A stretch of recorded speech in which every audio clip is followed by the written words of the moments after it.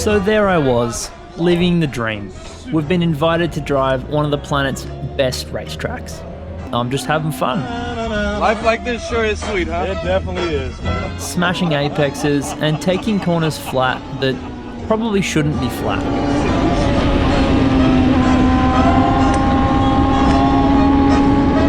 But when things seem too good to be true, it's because they probably are.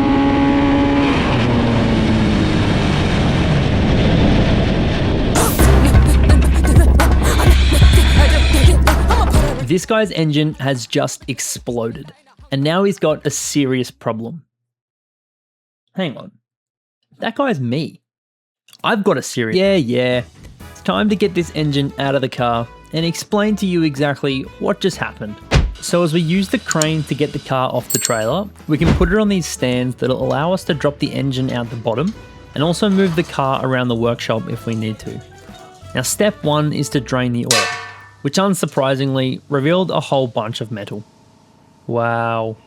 Taking a closer look, you can see the gaping black hole in the front of the engine casings, where a connecting rod has likely tried to escape. Another piece of the puzzle is this juicy crack in the engine case, which likely occurred due to some kind of impact, causing oil to leak and starving the bearings in the process. Removing the engine is a pretty simple process of removing these engine mounting plates, the chain, and a whole bunch of electrical connectors. And then lowering it down with this hydraulic lifting table thing. I don't know what it's called, but it's pretty handy.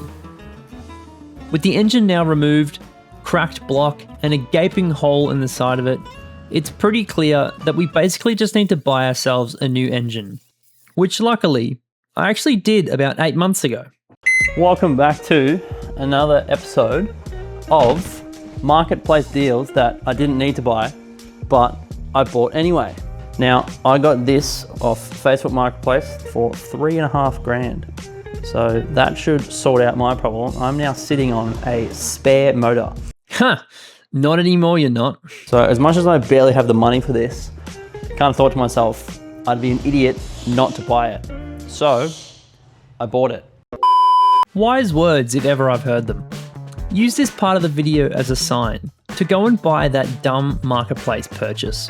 Trust me, don't worry about what your wife says. You'll be much happier if you just went and did it. But getting back to the story here, this engine wasn't $3,500 for no reason.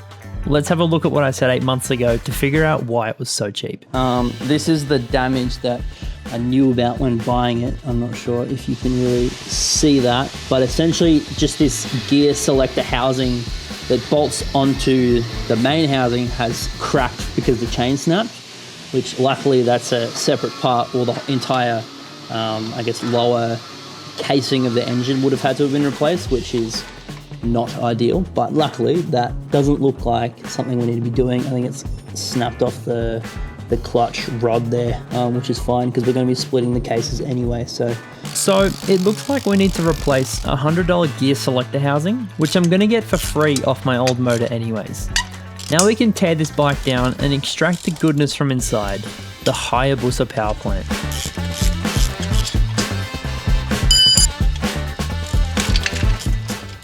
That's easy.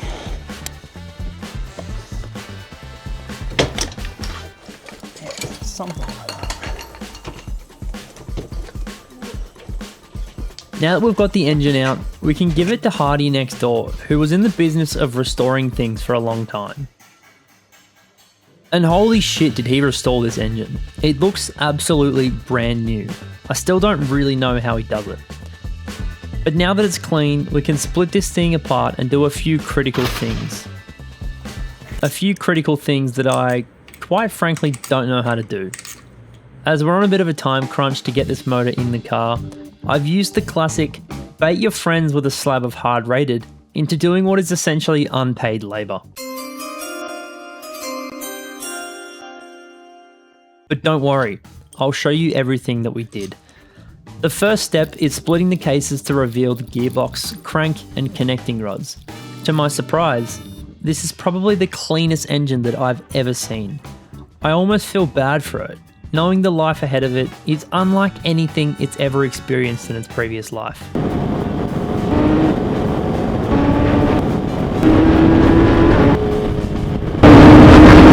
So basically, what we ended up doing in here was replacing the big end bearings, as they're probably the hardest working bearing in the engine.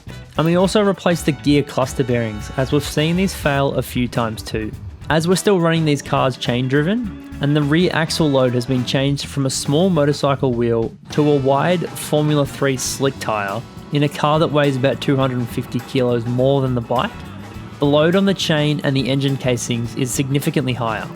To combat this, we've upgraded the case studs and increased the torque values, as well as developed our own push drive system, which I'll be covering in a future video.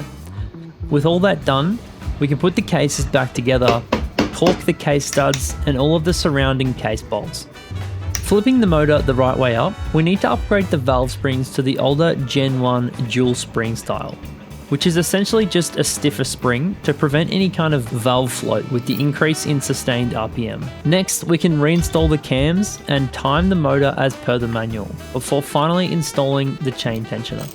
A new feature on these motors when they get installed into a hyperracer is the billet sump. Previously, the sumps were cut and welded so that they had a lower profile for ground clearance, but they were also weak in the event of an impact.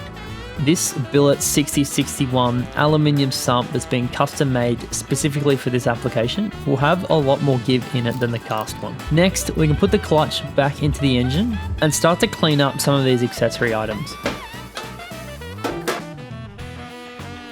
Here, I'm just installing the starter motor with some new gaskets, as these are prone to leaking, as well as the other billet part, which is this clutch cover, to gain the necessary clearance in the chassis. Flipping the engine around, we can install the stator, which is basically just the alternator in bike terms. As this is a pretty strong magnet, I'm just going to make sure that there's nothing stuck to it, because when this thing is spinning with the crank at over 10,000 RPM, a random bolt or dowel in here can do some serious damage. And lastly, we can install the water pump, which just bolts on externally and is driven by the crank. I've also gone ahead and grabbed a fresh oil filter, air filter, and spark plugs, which should all be worth about half a second a lap, if my calculations are, correct. God, I hope they're correct.